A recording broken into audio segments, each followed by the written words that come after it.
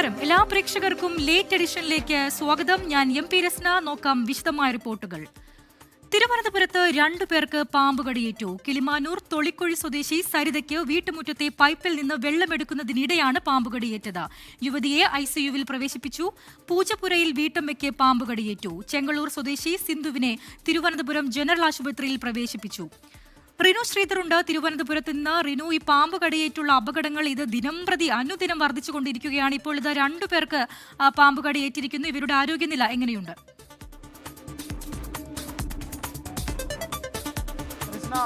ഏറ്റവും പുതിയ അപ്ഡേഷൻ അനുസരിച്ച് 4 മണിക്ക് ശേഷം 3 പേർക്കാണ് തിരുവനന്തപുരം ജില്ലയിൽ മാത്രം പാമ്പ് കടിയേറ്റതായിട്ടുള്ള വിവരം നമുക്ക് ലഭിക്കുന്നത്. അതിൽ ഒന്ന് തിരുവനന്തപുരം 15 വയസ്സുകാരി, അതായത് മൂങ്ങോട് സ്വദേശിയാണ്, ആറ്റിങ്ങൽ മൂങ്ങോട് സ്വദേശിയാണ്. ഇവർക്ക് ഇന്ന് വൈകുന്നേരം പാമ്പ് കടിയേൽക്കുന്നു. തുടർന്ന് തിരുവനന്തപുരം ജനറൽ ആശുപത്രിയിലേക്ക് ചികിത്സ തേടി എന്നുള്ള വിവരമാണ് നമുക്ക് ലഭിക്കുന്നത്. അവിടെ നിന്ന് പാമ്പ് കടിയേറ്റതായി സ്ഥിരീകരിച്ചതിനെ തുടർന്ന് തിരുവനന്തപുരം മെഡിക്കൽ കോളേജ് ആശുപത്രിയിലേക്ക് റഫർ ചെയ്തിട്ടുണ്ട് എന്നുള്ള വിവരമാണ് ഏറ്റവും ഒടുവിൽ നമുക്ക് ലഭിക്കുന്നത്. ആരോഗ്യ നില തൃപ്തികരമാണ് എന്നുള്ളതാണ്. രണ്ടാമതായിട്ട് കിളിമാനൂർ തൊളിക്കുഴി സ്വദേശി സരിത എന്ന് പറയുന്ന 26 വയസ്സുകാരിക്ക് പാമ്പ് കടിയേറ്റിട്ടുണ്ട്. വീട്ടുമുറ്റത്തെ പൈപ്പിൽ നിന്നും വെള്ളമെടുക്കുന്നതിനിടയിലാണ് കാലിൽ പാമ്പിന്റെ കടിയേറ്റത്. ഇവരെ തിരുവനന്തപുരം വെഞ്ഞാറമൂട് ഗോകുലം മെഡിക്കൽ കോളേജ് ആശുപത്രിയിലേക്ക് പ്രവേശിപ്പിച്ചിട്ടുണ്ട്. ഇപ്പോൾ ക്രിട്ടിക്കൽ ICUവിൽ ആണ് എന്നുള്ള വിവരമാണ് നമുക്ക് ലഭിക്കുന്നത്. മൂന്നാമത്തെ കേസാണ് ഈ പൂജപ്പുരയിൽ സിന്ധു 54 വയസ്സാണ്. ഇവർക്ക് ഗേറ്റിന്റെ വശത്ത് നിൽക്കുമ്പോൾ എന്തോ കടിച്ചതായ ഒരു സംശയം പറയുന്നു. തുടർന്ന് തിരുവനന്തപുരം ജനറൽ ആശുപത്രിയിലേക്ക് ഇപ്പോൾ എത്തിച്ചിട്ടുണ്ട്. അത് പാമ്പ് കടിച്ചതാണ് എന്നുള്ളത് സ്ഥിരീകരിച്ചെങ്കിലും അത് വിഷമുള്ള കടിയാണോ എന്നുള്ളത് സ്ഥിരീകരിക്കേണ്ടതായിട്ടുണ്ട്. അതിനുള്ള പരിശോധനകൾ നടക്കുകയാണ്. എന്തോ കാലിൽ കൊണ്ട് പോറിയതായിട്ടുള്ളൊരു അടയാളം ഉണ്ട് എന്നുള്ളതാണ് ഇപ്പോൾ ഡോക്ടർമാർ സ്ഥിരീകരിച്ചിരിക്കുന്നത്. എന്തായാലും വിശദമായിട്ടുള്ള പരിശോധനയ്ക്ക് രക്തസാമ്പിൾ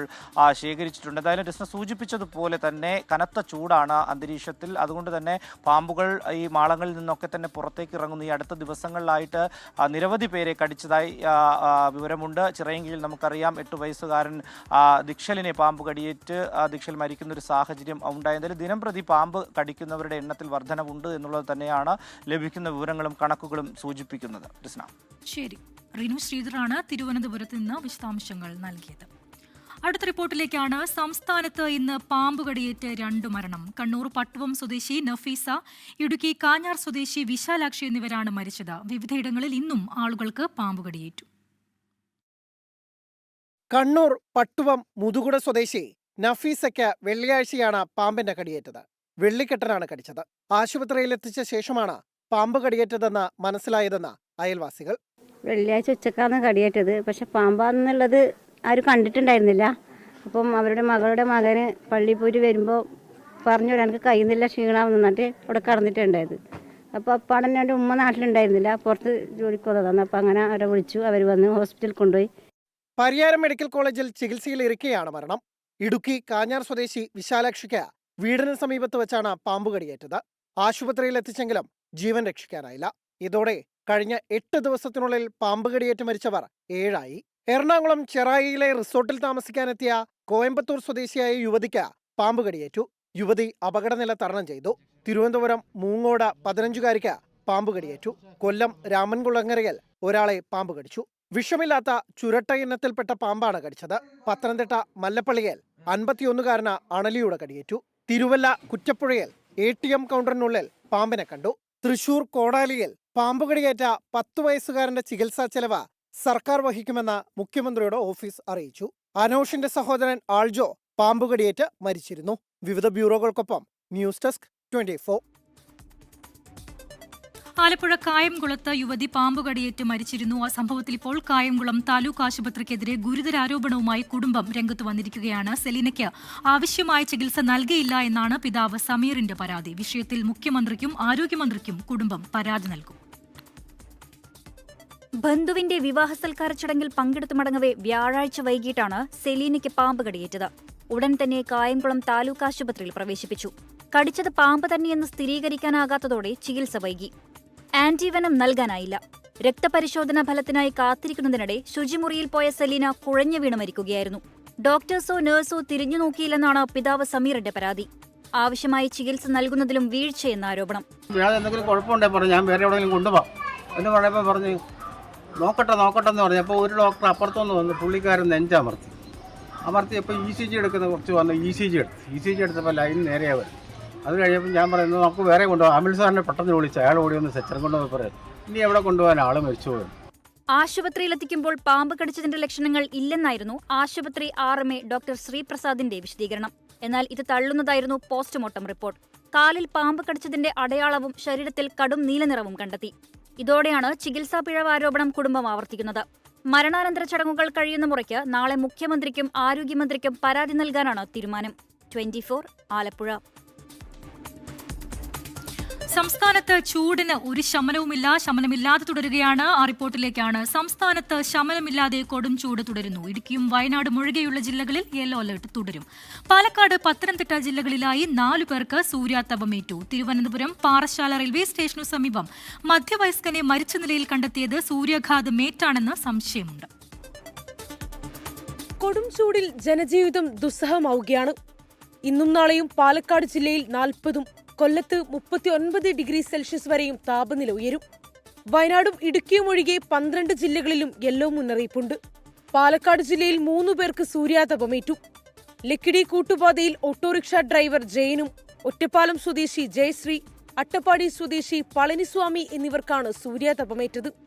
പത്തനംതിട്ട ഇലന്തൂരിൽ വീട്ടമ്മയ്ക്കാണ് സൂര്യാതപമേറ്റത്. കഴിഞ്ഞ ദിവസം കണ്ണിന് താഴെയും മുഖത്തും പൊള്ളലിട്ടെങ്കിലും പിന്നീടാണ് സൂര്യാതപമെന്ന് മനസ്സിലായതെന്ന് വിലാസിനി അമ്മ പറഞ്ഞു. സംസ്ഥാനത്ത് വേനൽ മഴ തുടരുമെന്നാണ് പ്രവചനം. ബുധനാഴ്ച മുതൽ ഒറ്റപ്പെട്ട ശക്തമായ മഴയ്ക്കും സാധ്യത. പത്തനംതിട്ട, ഇടുക്കി, കണ്ണൂർ, കാസർഗോഡ് ജില്ലകളിൽ ബുധനാഴ്ച യെല്ലോ അലർട്ടാണ്. കൊട്ടാരക്കര, കോന്നി, ചെങ്ങന്നൂർ, ചങ്ങനാശ്ശേരി, മൂന്നാർ എന്നിവിടങ്ങളിൽ അൾട്രാ വയലറ്റ് സൂചിക 8-ലെത്തി. ഇവിടങ്ങളിൽ ഓറഞ്ച് അലർട്ടാണ്. ഇവിടെ കൂടുതൽ സമയം സൂര്യപ്രകാശം ഏൽക്കരുതെന്നാണ് നിർദ്ദേശം. പകൽ 10 മണി മുതൽ 3 മണി വരെയുള്ള സമയങ്ങളിലാണ് ഉയർന്ന അൾട്രാവയലറ്റ് സൂചിക രേഖപ്പെടുത്തുന്നത്. തുടർച്ചയായി കൂടുതൽ സമയം അൾട്രാവയലറ്റ് രശ്മികൾ ശരീരത്തിലേൽക്കുന്നത് സൂര്യാതപത്തിനും ത്വക്ക് രോഗങ്ങൾക്കും നേത്രരോഗങ്ങൾക്കും മറ്റ് ആരോഗ്യ പ്രശ്നങ്ങൾക്കും കാരണമായേക്കുമെന്നാണ് മുന്നറിയിപ്പ്. 24 തിരുവനന്തപുരം. സംസ്ഥാനത്തെ അപ്രഖ്യാപിത പവർ കട്ടിൽ വലഞ്ഞ ജനം. വൈദ്യുതി നിയന്ത്രണത്തിന്റെ ഭാഗമായി 10 മുതൽ 15 മിനിറ്റ് വരെ സംസ്ഥാനത്ത് പവർ കട്ട് വ്യാപകം. KSEB ഡാമുകളിൽ ജലനിരപ്പ് താഴ്ന്നതിനാൽ സംസ്ഥാനത്തെ വൈദ്യുതി ഉൽപാദനം ആശങ്കയിലാണ്. അടിയന്തര സാഹചര്യത്തിൽ ദിവസേന 250 മെഗാവാട്ട് വൈദ്യുതി വരെ പുറത്തുനിന്ന് വാങ്ങാൻ KSEBക്ക് റെഗുലേറ്ററി കമ്മീഷൻ അനുമതി നൽകി. അതികഠിനമായ ചൂട് തുടരുന്നതിനിടെ സംസ്ഥാനത്തെ വൈദ്യുതി ഉപയോഗവും കുതിച്ചുയരുകയാണ്. നിലവിൽ വൈദ്യുതി നിയന്ത്രണം എന്ന നിലയിൽ നടപ്പാക്കുന്ന 10 മുതൽ 15 മിനിറ്റ് അപ്രഖ്യാപിത ലോഡ് ഷെഡിംഗ് അരമണിക്കൂർ ഷെഡ്യൂൾഡ് ലോഡ് ഷെഡിംഗ് ആക്കേണ്ടി വരുമോ എന്ന ആശങ്കയിലാണ് KSEB. അതിനിടെ അടിയന്തര സാഹചര്യത്തിൽ പുറത്തുനിന്ന് വൈദ്യുതി വാങ്ങാൻ KSEBക്ക് റെഗുലേറ്ററി കമ്മീഷൻ അനുമതി നൽകി. യൂണിറ്റിനു പരമാവധി 10 രൂപ നിരക്കിൽ ദിവസേന 250 മെഗാവാട്ട് വരെ വൈദ്യുതി പുറത്തുനിന്ന് വാങ്ങാനാണ് അനുമതി. മെയ് 15 വരെയാണ് കാലാവധി. ദീർഘകാല കോൺട്രാക്ട് വ്യവസ്ഥയിൽ വൈദ്യുതി വാങ്ങാനുള്ള അനുമതിയായിരുന്നു KSEB തേടിയിരുന്നത്. കനത്ത ചൂടിനെ തുടർന്ന് സംസ്ഥാനാന്തര വൈദ്യുതി വാങ്ങുന്നതിന് ദേശീയ തലത്തിൽ നിയന്ത്രണം ഏർപ്പെടുത്തിയതാണ് തിരിച്ചടിയായത്. സംസ്ഥാനത്തെ ആഭ്യന്തര വൈദ്യുതി ഉൽപ്പാദനവും പ്രതിസന്ധിയിലേക്ക് നീങ്ങുകയാണ്. 1279.59 ദശലക്ഷം യൂണിറ്റ് വൈദ്യുതി ഉൽപ്പാദിപ്പിക്കുന്നതിനുള്ള ജലം മാത്രമാണ് KSEB ഡാമുകളിൽ അവശേഷിക്കുന്നത്. 24 തിരുവനന്തപുരം. കഠിനമായ ചൂടിനെ തുടർന്ന് ഡൽഹിയിലെ ആശുപത്രികൾ അടിയന്തര സാഹചര്യം നേരിടാൻ തയ്യാറെടുക്കുന്നു. പ്രത്യേക ക്ലിനിക്കുകളുടെ പ്രവർത്തനം പുനരാരംഭിച്ചു. രാജ്യത്ത് വൈദ്യുതി ഉപഭോഗം സർവകാല റെക്കോർഡിലേക്ക് കുതിക്കുകയാണ്. ഉത്തരേന്ത്യയിൽ മെയിലും ജൂണിലുമാണ് ഉഷ്ണതരംഗം രൂക്ഷമാവുക. പലപ്പോഴും 50 ഡിഗ്രി കടക്കാറുള്ള ചൂടിനെ പ്രതിരോധിക്കാൻ ആശുപത്രികൾ തയ്യാറെടുത്തു. സെറാമിക് ഇമ്മേഷൻ ടബുകൾ, 250 കിലോ ഐസ് ഉണ്ടാക്കാനായി പ്രത്യേക റെഫ്രിജറേറ്റർ സൗകര്യം, ഐസ് പെട്ടികൾ, കൂളിംഗ് ടബ് തുടങ്ങിയ സൗകര്യങ്ങളോടെ സൂര്യതാപ മുറികളാണ് ആശുപത്രികൾക്കകത്ത് തയ്യാറാക്കുന്ന പ്രത്യേകം ക്ലിനിക്കുകളിൽ ഒരുക്കിയിരിക്കുന്നത്. ഡൽഹിയിലെ പ്രധാന ആശുപത്രികളിലെല്ലാം ക്ലിനിക്കുകളുടെ പ്രവർത്തനം ഉടൻ പുനരാരംഭിക്കും. അതേസമയം ഏപ്രിൽ 13 ശേഷം രാജ്യത്തെ വൈദ്യുത ഉപഭോഗത്തിൽ വലിയ കുതിപ്പാണ് രേഖപ്പെടുത്തിയിരിക്കുന്നത്. ഈ മാസം 23 ഉപഭോഗം 240.1 ജിഗാവാട്ടിലേക്കും 24 252.1 ജിഗാവാട്ട് എന്ന റെക്കോർഡ് ഉപഭോഗത്തിലേക്കും എത്തിയിരുന്നു. 2024 മെയ് 30 ഇതിനു മുൻപ് 249.9 ജിഗാവാട്ട് എന്ന റെക്കോർഡ് ഉപഭോഗം റിപ്പോർട്ട് ചെയ്തത്. ഈ വർഷത്തെ പരമാവധി വൈദ്യുതി ആവശ്യകത 271 ജിഗാവാട്ടായി വൈദ്യുത മന്ത്രാലയം കണക്കാക്കിയിട്ടുണ്ട്. പ്രതിസന്ധി മറികടക്കാനുള്ള ചർച്ചകൾക്കായി സംസ്ഥാന വൈദ്യുതി മന്ത്രിമാരുടെ യോഗം ഉടൻ ചേർന്നേക്കും. അതേസമയം നാളെ മുതൽ 3 ദിവസത്തേക്ക് ഉത്തരേന്ത്യയിൽ ഒറ്റപ്പെട്ട ഇടങ്ങളിൽ കനത്ത മഴ ഉണ്ടാകുമെന്ന പ്രവചനമാണ് കാലാവസ്ഥാ നിരീക്ഷണ കേന്ദ്രത്തിൻ്റേത്. 24 ഡൽഹി. വെൽക്കം ബാക്ക് പ്രിയ പ്രേക്ഷകരെ. വീണ്ടും വാർത്തകളിലേക്കാണ്. ഇനി നമ്മൾ പോകുന്നത് പൂരവിശേഷങ്ങളിലേക്കാണ്. പൂരം പൊടിപൂരം.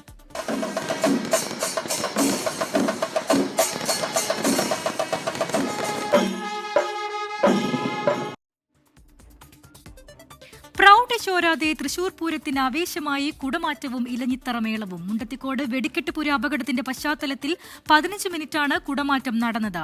വെടിക്കെട്ട് പൂർണ്ണമായും ഒഴിവാക്കിയെങ്കിലും പൂരപ്പകിട്ടിന് ഒട്ടും കുറവില്ല. കണിമംഗലം ശാസ്താവിൽ തുടങ്ങി ഘടകപൂരങ്ങൾ ഓരോന്നായി പുഴ കടലിലേക്കെന്ന പോലെ വടക്കുനാഥ സന്നിധിയിലേക്ക് എത്തിച്ചേർന്നു. ചെമ്പൂക്കാവ് ഭഗവതിയുടെ തിടമ്പേറ്റി കൊമ്പന്മാരിലെ ഏകഛത്രാധിപതി തെച്ചിക്കോട്ടുകാവ് രാമചന്ദ്രൻ തലപ്പൊക്കത്തോടെ നിന്നു.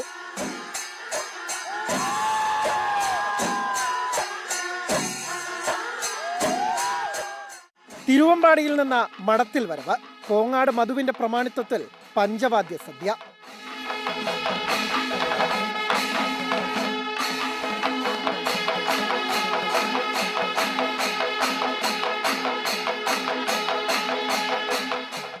ഇലഞ്ഞിത്തറയെ ഇളക്കിമറിച്ച 2 മണിയോടെ വിശ്വപ്രസിദ്ധമായ ഇലഞ്ഞിത്തറ മേളം. 2.5 മണിക്കൂർ ആവേശക്കൊടുമുടിയിൽ മേളാസ്വാദകർ.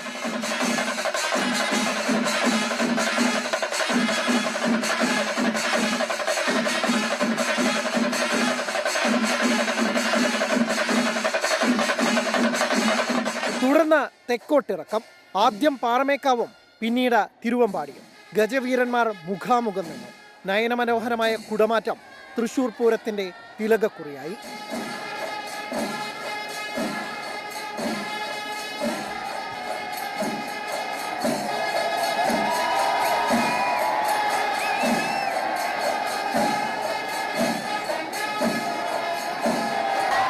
വെടിക്കെട്ട് ഒഴിവാക്കി ചടങ്ങുകളെല്ലാം പ്രൗഢമായി നടന്നു.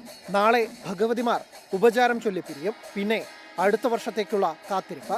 ടീം 24 തൃശൂർ.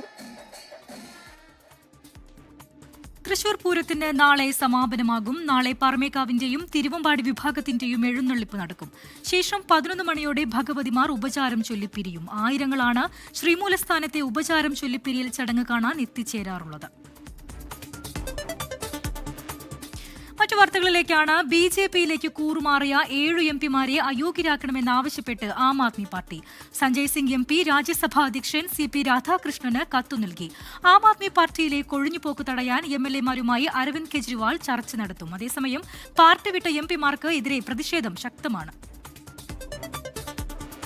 രാഘവ് ചദ്ദയടക്കം പാർട്ടി വിട്ട് BJPയിലേക്ക് പോയ 7 രാജ്യസഭാ MP-മാരെയും അയോഗ്യരാക്കണമെന്നാണ് ആം ആദ്മി പാർട്ടിയുടെ ആവശ്യം. ഇക്കാര്യം ചൂണ്ടിക്കാട്ടി സഞ്ജയ് സിംഗ് MP राज्यसभा अध्यक्षനും ഉപരാഷ്ട്രപതിയുമായ CP രാധാകൃഷ്ണന് കത്ത് നൽകി. एक पिटीशन भेजी है जिसमें संविधान की 10वीं अनुसूची के मुताबिक इन 7 सदस्यों की सदस्यता पूरी तरीके से समाप्त की जाए, खत्म की जाए, इसके बारे में उनसे अनुरोध किया है और उपराष्ट्रपति महोदय से, सभापति महोदय से मांग की है कि इसकी जल्द से जल्द सुनवाई करके और इस पे एक न्यायपूर्ण फैसला अपनी ओर से दें. പാർട്ടി വിട്ട ഹർഭജൻ സിംഗ് അടക്കമുള്ള MP-മാർക്കെതിരെ ആം ആദ്മി പാർട്ടി പ്രവർത്തകരുടെ പ്രതിഷേധം തുടരുകയാണ്.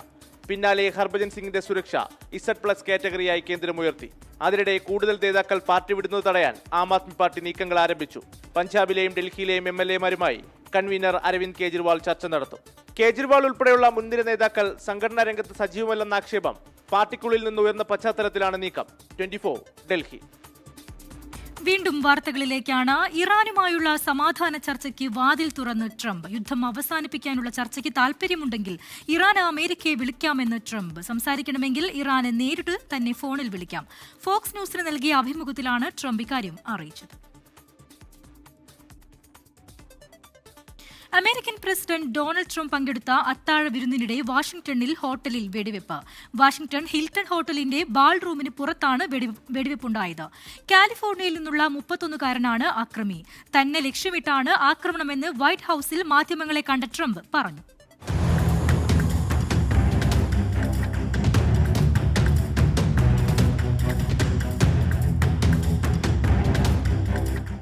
വാഷിംഗ്ടണിലെ ഹിൽട്ടൺ ഹോട്ടലിൽ നടന്ന വൈറ്റ് ഹൌസ് പ്രസ് കറസ്പോണ്ടൻസ് അസോസിയേഷന്റെ വാർഷിക അത്താഴവിരുന്നിനിടെയാണ് സംഭവമുണ്ടായത്. വിരുന്ന് നടന്ന ഹോട്ടലിന്റെ ഹാളിൽ നിന്നും 45 മീറ്റർ അകലെയാണ് അക്രമി വെടിയുതിർത്തതെന്നും അക്രമിക്ക് ഹാളിനടുത്തെത്താനായില്ലെന്നും ട്രംപ് അരമണിക്കൂറിന് ശേഷം വൈറ്റ് ഹൌസ് പ്രസ് ബ്രീഫിംഗ് റൂമിൽ നടന്ന പത്രസമ്മേളനത്തിൽ വ്യക്തമാക്കി. കാലിഫോർണിയയിൽ നിന്നുള്ള 31-കാരനായ കോൾ തോമസ് അലനാണ് അക്രമിയെന്നാണ് FBI കണ്ടെത്തിയിരിക്കുന്നത്. അക്രമിയെ FBI അറസ്റ്റ് ചെയ്തു. തനിക്കെതിരെയുള്ള വധശ്രമമായിരുന്നുവെന്ന ചോദ്യത്തിന് ഇത്തരം അക്രമികൾ ഭ്രാന്തന്മാരാണെന്നും നമുക്കതറിയാനാവില്ലെന്നും അക്രമി തന്റെ അടുത്തുനിന്നും ഏറെ അകലെയായിരുന്നുവെന്നുമാണ് ട്രംപ് പ്രതികരിച്ചത്. വലിയ കാര്യങ്ങൾ ചെയ്യുന്നവർക്കെതിരെ വധശ്രമമുണ്ടാകാറുണ്ടെന്നും ട്രംപ് പറഞ്ഞു. They go into his apartment. I guess he lives in California, and he's a sick person, a very sick person, and we don't want things like this to happen. I think it's very important that I say, though, and I told the representatives of the evening, they did such a beautiful job. It was such a beautiful evening. And again, they're talking about free speech in our Constitution. That's what it's all about, not just White House correspondence. It was really based on free speech in our Constitution. But I said very importantly that we'll do it again within the next 30 days, and we'll make it bigger and better and even nicer. അതിനിടെ അക്രമിയുടെ വെടിവയ്പിൽ ഒരു secret ഏജന്റിന് പരിക്കേറ്റിട്ടുണ്ടെന്നും ആശുപത്രിയിലാണെന്നും റിപ്പോർട്ടുകളുണ്ട്. വെടിവയ്പ്പിന് ശേഷവും അത്താഴവിരുന്നിൽ പങ്കെടുക്കുമെന്ന് Trump വ്യക്തമാക്കിയെങ്കിലും സുരക്ഷാ ഉദ്യോഗസ്ഥരുടെ നിർദ്ദേശപ്രകാരം ഹോട്ടലിൽ നിന്നും ട്രംപിനെ ഒഴിപ്പിക്കുകയായിരുന്നു. തോക്കുധാരി സുരക്ഷാ പരിശോധന മറികടന്നതെങ്ങനെയെന്നറിയില്ലെന്നും ട്രംപ് പറഞ്ഞു. സീക്രട്ട് സർവീസസിന് വീഴ്ചയുണ്ടായിട്ടില്ലെന്നും മികച്ച രീതിയിൽ പ്രവർത്തിച്ചുവെന്നും ട്രംപ് കൂട്ടിച്ചേർത്തു. 1981-ൽ ഇതേ ഹോട്ടലിൽ വെച്ചാണ് മുൻ അമേരിക്കൻ പ്രസിഡന്റ് റൊണാൾഡ് റീഗനെതിരെ വധശ്രമമുണ്ടായത്. റീഗന് വെടിവയ്പിൽ ഗുരുതരമായി പരിക്കേറ്റിരുന്നു. International desk 24. പ്രശസ്ത ഫോട്ടോഗ്രാഫർ രഘുറായ് അന്തരിച്ചു. 83 വയസ്സായിരുന്നു. പതിറ്റാണ്ടുകളോളം രാജ്യത്തെ പ്രധാന സംഭവങ്ങളും രാഷ്ട്രീയത്തിലെ സുപ്രധാന ചലനങ്ങളും പകർത്തിയ ഫോട്ടോഗ്രാഫറാണ് വിടവാങ്ങിയത്. നിശ്ചല ദൃശ്യങ്ങളിലൂടെ ചരിത്രം രചിച്ച വ്യക്തിയായ രഘുറായ് ഇന്ത്യൻ ഫോട്ടോ ജേർണലിസത്തിന്റെ പിതാവ് എന്നാണ് അറിയപ്പെടുന്നത്.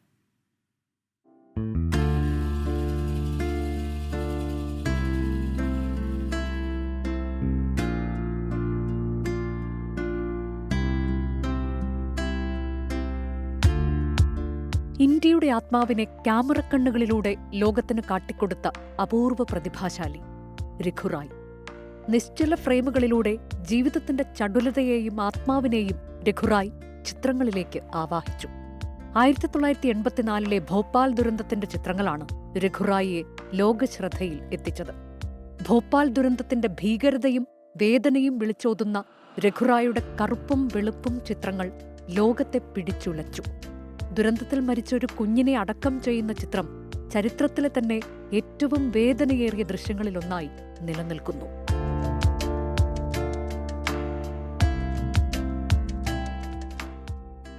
ഭാരതീയ ജീവിതത്തിന്റെ വൈവിധ്യങ്ങളായിരുന്നു രഘുറായിയുടെ പ്രധാന പ്രമേയങ്ങൾ.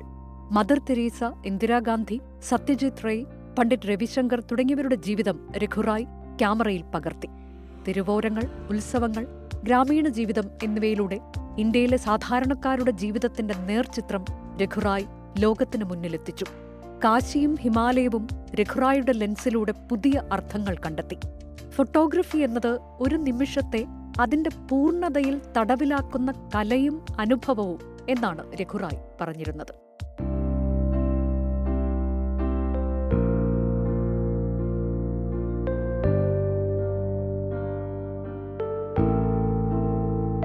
ൽ 1942 ഇന്നത്തെ പാകിസ്ഥാനിലെ പഞ്ചാബ് പ്രവിശ്യയിൽ ജനിച്ച രഘുറായ് സിവിൽ എഞ്ചിനീയറായാണ് ഔദ്യോഗിക ജീവിതം ആരംഭിച്ചത്.